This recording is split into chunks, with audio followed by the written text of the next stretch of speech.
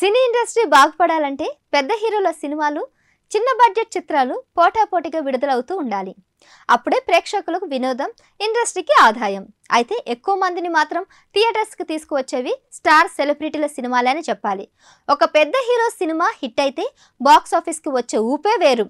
అయితే ఈ ఏడాది అటువంటి ఊపు, ఉత్సాహం వచ్చే సినిమాలు కనిపించడం లేదు. దీంతో ఇప్పుడంతా ఈ ఏడాది చివర్లో రిలీజ్ అయ్యే ఎన్టీఆర్, అల్లు అర్జున్, రామ్ చరణ్ సినిమాలపైన ఆశలు పెట్టుకున్నారు. సెప్టెంబర్ చివర్లో ఎన్టీఆర్ దేవర రానుంది. ఆ తర్వాత చిన్న బడ్జెట్ సినిమాలు సందడి చేయనున్నాయి.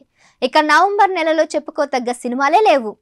డిసెంబర్ నెలకు వచ్చేసరికి అల్లు అర్జున్, రామ్ చరణ్ సినిమాలు తెరపై కనిపించనున్నాయి.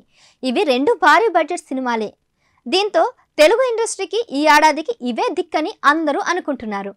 సంక్రాంతికి మహేష్ బాబు గుంటూరు కారం అంటూ వచ్చినా కూడా పెద్దగా ఫలితం లేదు.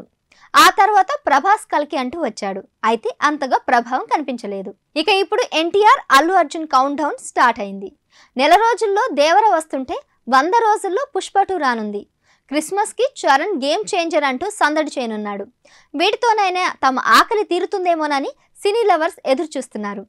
ఎన్టీఆర్ దేవర, అల్లు అర్జున్ పుష్ప 2, రామ్ చరణ్ గేమ్ చేంజర్ ఈ 3 సినిమాలు పాన్ ఇండియా లెవెల్లో ఉన్నవే. దీంతో తెలుగులోనే కాకుండా ఈ మూవీస్ కోసం వేరే ఇండస్ట్రీ వాళ్ళు కూడా ఎంతగానో ఎదురు చూస్తున్నారని చెప్పాలి. అయితే కన్నప్ప, లక్కీ భాస్కర్ సినిమాలు కూడా ఈ ఏడాదిలోనే రిలీజ్ అవుతాయని అంటున్నారు. వీటితో పాటు సూర్య కంగువా, రజనీ వెటయాన్, విజయ్ గోట్ సినిమాలు రిలీజ్ కానున్నాయి. మొత్తం మీద ఈ ఏడాదిలో ఆఖరి 3 సినిమాలు సినీ లవర్స్కు పండగ వాతావరణం వచ్చినట్లే కనిపిస్తుంది. అయితే ఈ సినిమాల మధ్య పోటీ ఎలా ఉంటుంది, ఏవి సక్సెస్ సాధిస్తాయి అనేది తెలియాలంటే మరికొంతకాలం వెయిట్ చేయాల్సిందే.